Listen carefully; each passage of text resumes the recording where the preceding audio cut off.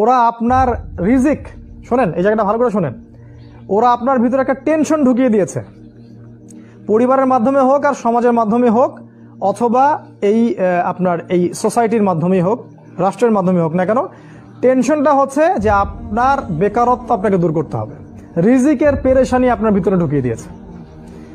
প্রতিটা যুবককে জিজ্ঞাসা করেন, দেখবেন পেরেশান যে খাবো কি আর জীবনে করবোটা কি। দেখবেন মানে ভাবখানা এমন যে ও যদি 5 ওয়াক্ত নামাজ পড়ে, কোরআন তেলাওয়াত করে, রোজা রাখে, আল্লাহর হুকুম সব মেনে চলে, হ্যাঁ খুব মুত্তাকি মানুষ, পরেশগার মানুষ, কিন্তু বেচারা একটা ছোট মুদির দোকানে কাজ করে, বেচারা একটা ধরেন সবজি বিক্রি করে বা হালাল কোনো কাপড়ের ব্যবসা করে, ওর ভাবখানা এমন জীবনটাই নষ্ট হয়ে গেল, আমার জীবনে কিছুই করতে পারলাম না, কি করলাম জীবনে, নিজের পায়ে দাঁড়াতেই পারলাম না। এই যে কনসেপ্টটা মাথার মধ্যে ঢুকিয়ে দিয়েছে, এটা ওই পশ্চিমাদের থেকে আসছে আর কি। পশ্চিমা থেকে দেশে দেশে, এই দেশ থেকে গভর্নমেন্ট এবং সমাজের মাধ্যমে সব যুবকদের মাথায় মাথায় জীবনে প্রতিষ্ঠিত হতে হবে, দাঁড়াতে হবে। এর মাধ্যমে আপনি কি বোঝাচ্ছেন? ওই ছেলেটা তো আল্লাহর কাছে অনেক বেশি পছন্দের, যে আল্লাহ পাকের সব হুকুম আহকাম মেনে চলে এবং হালাল খায়, মাশাআল্লাহ।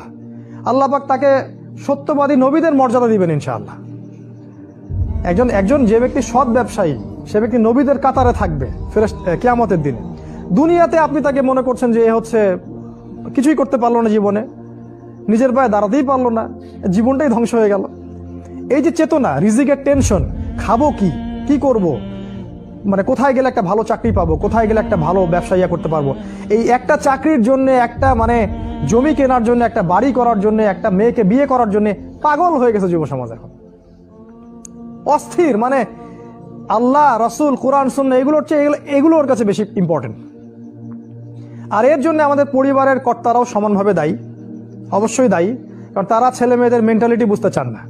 যদি কোনো ছেলে বলতেও চায় যে না আমি আল্লাহর পথে চলবো, আমি ইসলাম নিয়ে থাকবো, অল্পতে আমি সন্তুষ্ট, বাবা মা প্রেশার ক্রিয়েট করবে, না সবাই কত এগিয়ে গেল, তুমি পিছিয়ে পড়ছো, ও বিসিএস ক্যাডার হয়ে গেল, ও ব্যাংকে জব করতেছে, ও এখানে জব করে, ও তোমার বন্ধু দেখো কি করতেছে, তুমি পারো না।